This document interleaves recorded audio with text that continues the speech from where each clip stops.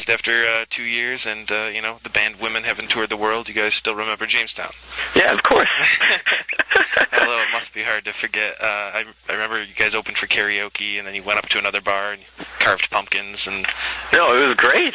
And then we went to this awesome restaurant, and then those guys who run that record store. Yep. We stayed at their place, and they were really nice. John and Andrew. Yeah. Is that not typical of what you've seen the past 2 years in terms of touring? Because I know when you came down to Jamestown before, it was I think one of your first American shows. I think it was actually outside of Canada, and then you guys went off to Europe. And I remember I look at the MySpace all the time, and you were like in Europe forever. So I think starting right there after you left Jamestown last time, what happened with Women as a band? We just played a lot of shows, and just what did happen? Yeah. We just toured endlessly. I think we played around 200 shows, and went and I don't know. It's just a really cool experience going to every town and meeting the promoters and the people, and then talking to people after. And sure. I don't know. It's weird because you don't really get a huge feel for what like a city is like or anything like that. But I don't know. You just kind of talk to some of the people and hopefully walk around for a bit and take something in. Yeah. No, I can only imagine. Yeah, I imagine most of it's pulling in, playing a show, like you said, eating, chatting, and then leaving to go to the next city the next day. So yeah, it all happens so fast. It kind of blends into this one. Like in your mind, it's like one night. Yeah. You're out on 200 shows, and it all seems like a crazy lost weekend. Yeah, but it was.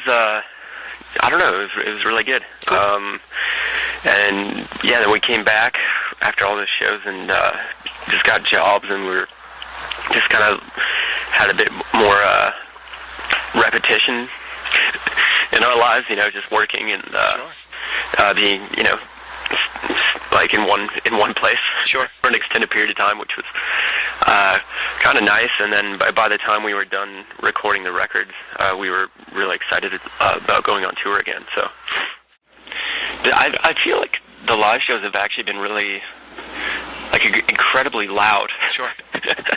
I remember when we did some shows with Mogwai in the States. I think we did 6 or 7 shows, and they're the loudest band I've ever seen.